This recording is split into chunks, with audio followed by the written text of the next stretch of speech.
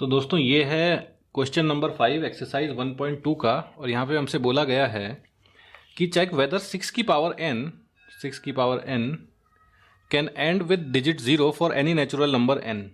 मतलब 6 की power n जो एक नंबर हुआ, क्या ये कभी जीरो में एंड हो सकता है? देखिए 6 की पावर n का मतलब क्या हो गया कि, और n है नेचुरल नंबर। नेचुरल नंबर वो होते हैं जो एग्जिस्ट करते हैं दुनिया में।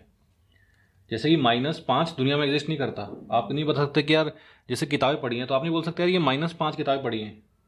आप ये बोल सकते हैं 5 किताबें पढ़ी हैं, तो एग्जिस्ट करते हैं वो नंबर होते हैं, मतलब जैसे कि 1 2 3 4 5, ठीक है। तो वो होते हैं नेचुरल नंबर। तो n इज नेचुरल नंबर और 6 बोला कि n की किसी वैल्यू के लिए क्या ये जीरो में एंड हो सकता है। तो जैसे मान लीजिए n की मैंने ले ली वैल्यू 3, तो 6 की पावर 3 कितना हो जाएगा? ये 6 इंटू 6 इंटू 6। क्या ये जीरो में एंड होगा? ये पूछ रहे हैं हमसे ये, ठीक है। तो आइए देखते हैं कैसे किया जाए। तो सबसे पहले तो हम एक बात लिख लेते हैं कि, और सिंपल सी बात वो है भी कि मतलब अगर कोई भी मतलब नंबर मान लीजिए 10 में एंड होता है, जैसे मान लीजिए 420 है, 570 है, 1000 है, या सिर्फ 20 है, ठीक है। ये अलग अलग नंबर्स हैं जो ज़ीरो में एंड हो रहे हैं। तो ये सब नंबर 10 से डिवाइड होंगे, क्योंकि जब भी तो ज़ीरो में मतलब एंड में उनके जीरो है तो 10 से डिवाइड हो जाएंगे, क्योंकि जीरो से जीरो कट जाएगा, ठीक है। तो we can say that if any number ends with digits 0 then it should be divisible by 10। ठीक है, यहाँ तक आपको क्लियर होगी बात? क्यों 10 से? भाई जीरो अगर उसके एंड में जीरो आ रहा है तो 10 से डिवाइड होएगा ही ना। जैसे 420/10 कर लो, 10 से 10 कट जाएगा, या 20/10 कर लो, जीरो से जीरो कट जाएगा, ठीक है। तो it should be divisible by 10, ठीक है। लेकिन देखिए 10 एक प्राइम नंबर नहीं है, 10 के भी फैक्टर्स हो सकते हैं। 10 एक कंपोजिट नंबर है, तो number should be divisible bye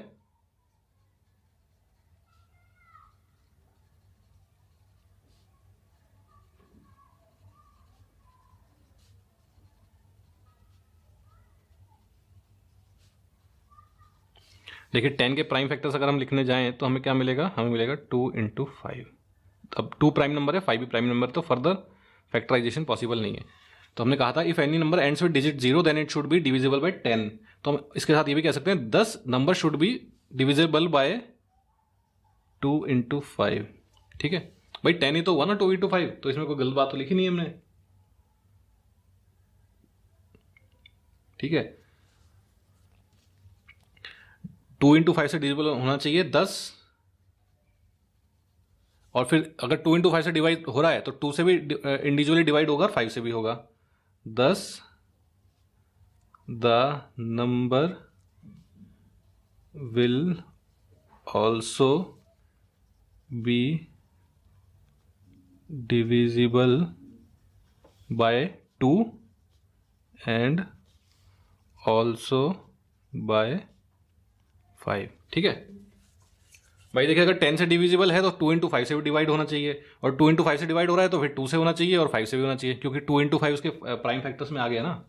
जैसे मान लीजिए कोई नंबर है, मान लीजिए मैं बोलता हूँ p, अब उसके प्राइम फैक्टर्स क्या क्या हैं?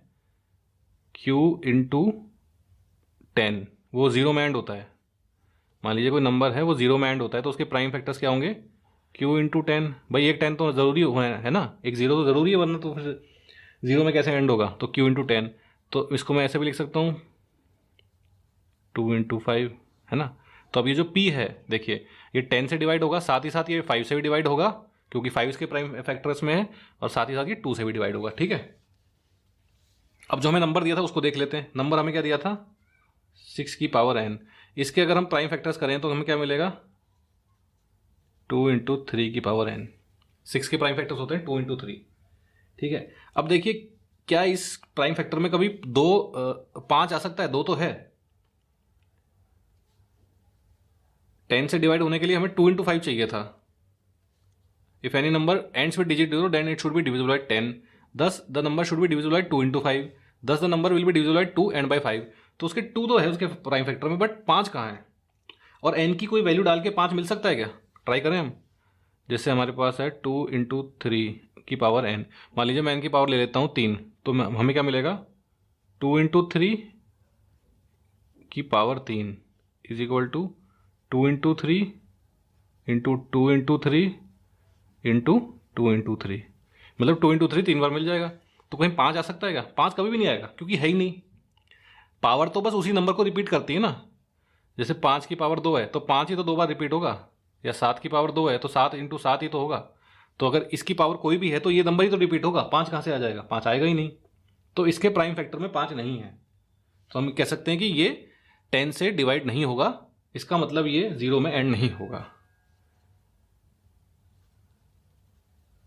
सिंस 6 की power n does not has 5 as its prime